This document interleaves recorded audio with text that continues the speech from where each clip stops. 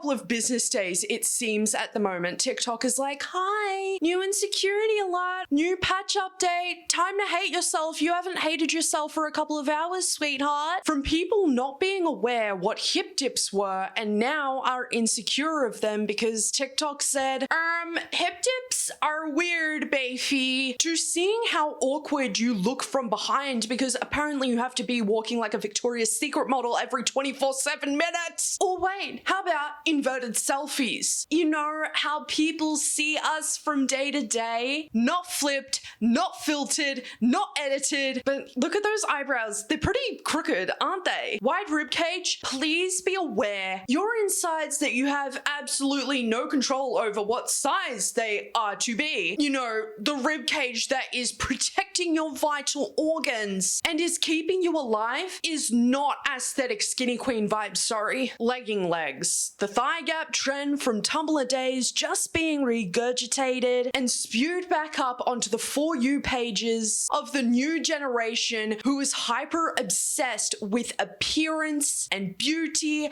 and constantly looking good. What are legging legs and why is there a new insecurity on this app every week? Good question, Sydney. You'd think legging legs are legs that just so happen to be wearing leggings, but no. This term was coined by people over on TikTok who force people to follow their insane, unhuman standards. Legging legs are legs that have a noticeable thigh gap whilst wearing leggings, hence the term legging legs. Why is there a new insecurity on this app every week? Well, we'll get into that sticky shit in just a little bit. I just saw a post about legging legs and like I think I might start crying. I am so angry and so hurt that this is even a topic on social media. But I'm not sure why this person or anyone is really surprised. With dangerous communities online that encourage each other to go further and further into their diseases, I mean, it was only just another trend to push those kind of ideologies onto other people. Don't get me wrong, I'm just upset as the next Susie, but this is the exact reason why the message of body positivity is so important, because people just like to think that it's just fat people and are proud of health issues and all of this kind of stuff, when it's like,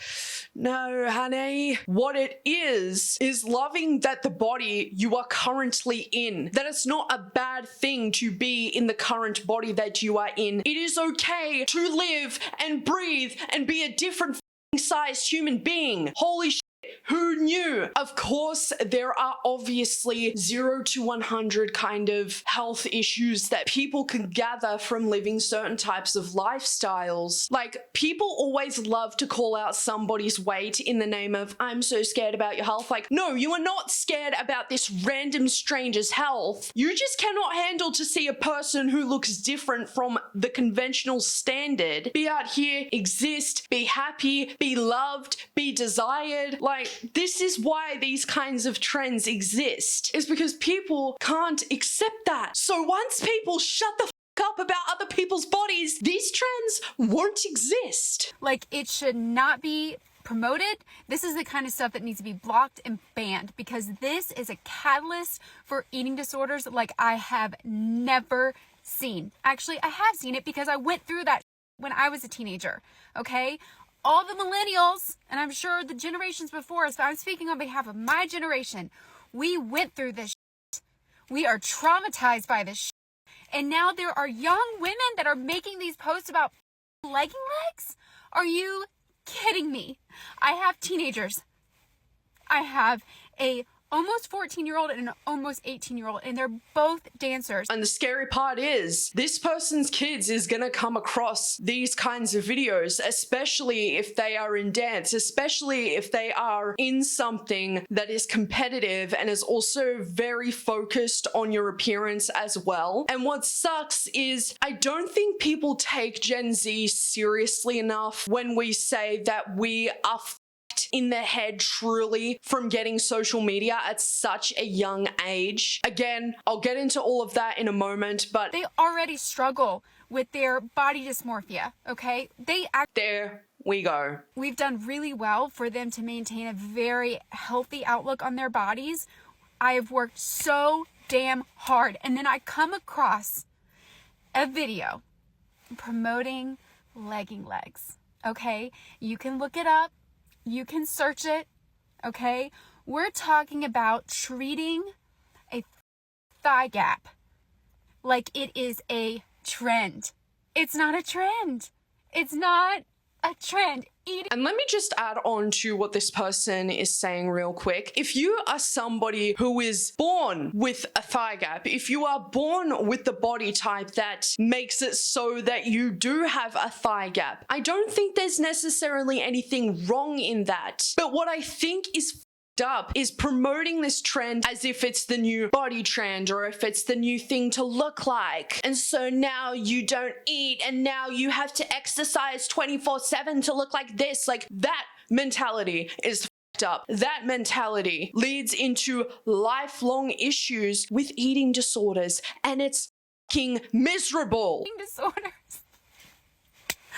They're not trends. They're just not.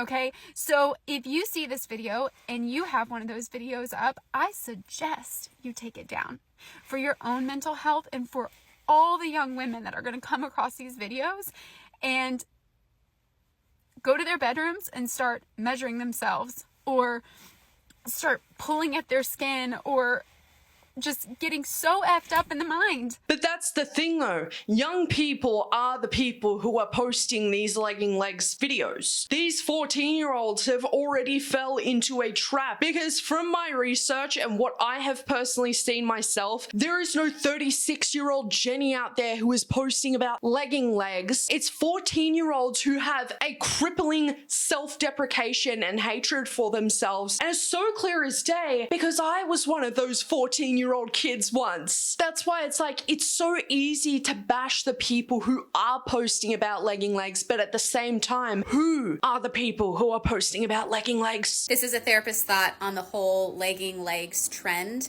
If you have seen this on social media, it's repulsing. If you have not seen it on social media, you're lucky. Basically, it's a trend saying that if you have leggings and you wear leggings, your legs have to look a certain way in them.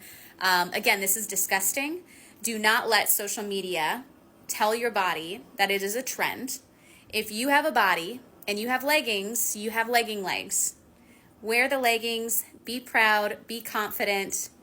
You have legging legs. I feel like this sentiment is amazing, obviously. Telling people, you know, that they have legging legs, all they need to do is just wear leggings. However, I don't think this is personally the right way to approach it. I feel like, let's put this term legging legs in the trash. It's just people wearing clothes. It's just people wearing clothes. If you want to wear leggings, you have legs for it. If you want to wear pants, you got legs for it. If you don't have legs, you can still wear pants. Or if you don't want to wear pants right now, don't wear them. It's completely up to you. Nobody should be told by social media, a human being, an influencer, a celebrity, what to do. People should just think for themselves. I wish that that was something that was encouraged more. But why does body part elitism become a trend so often? It's probably because not looking like a size 6 model is still such a foreign concept for social media people. As soon as somebody who doesn't have the conventional body type and is just making videos, just existing as their true authentic selves, the shining array of confidence, and certain kinds of people really don't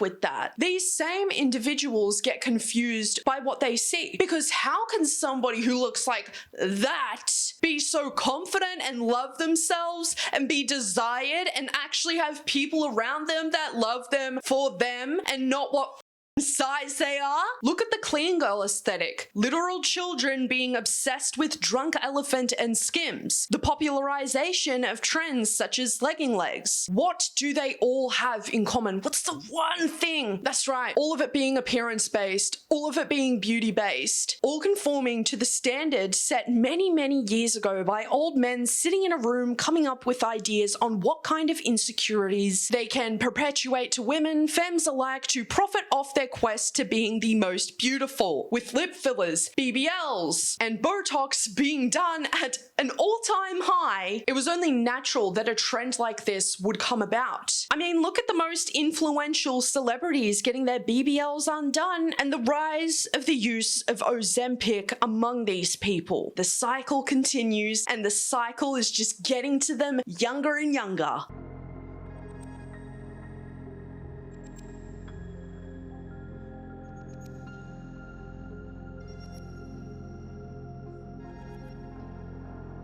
Slim thick girlies were it in 2014. I was in year 8 and I remember being slender man skinny, like skinny to the point where I was constantly bullied for having no ass, no boobs, very thin, and mind you, I was only like 13, turning 14. Now the people that I was going to school with, which was pretty much the entire school, they were obsessed with Kylie Jenner, and I was heavily insecure about my thighs. I called them Twiggy sticks. I hated them so much. I was like, you know what? I have daddy long legs. Ugly, ill, gross, disgusting. And I'll be honest with you, I cannot remember the last time I didn't hate myself or my body. Truly, I don't remember the last time. I am very used to it. I wanted to gain weight in that particular area so that I could be desired by people, so that I was found attractive and wasn't throwing up every morning before I went to school because I was so scared about my body being looked at like it was an ugly piece of shit.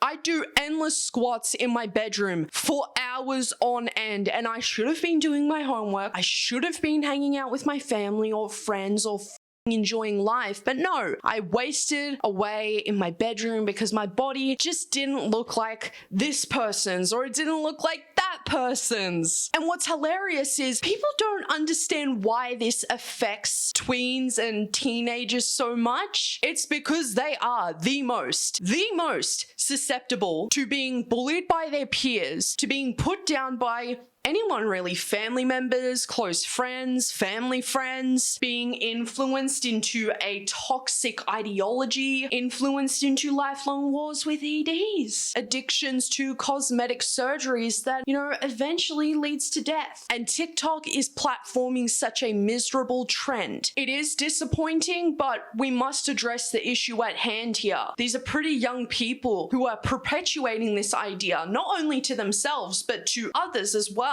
Why could that be? What have I been talking about for the past couple of weeks now? This never-ending obsession in the quest to being most beautiful, except it's just really not worth it in the end. Because who gives a shit about what you look like in your grave? Thank you everybody so much for your time and company today. I always appreciate your stay at Yappersville today. Take care of yourselves, and most of all, love your fucking selves. You think I'm ever gonna stop saying it? No. And if you want me to, or maybe listen to me for once.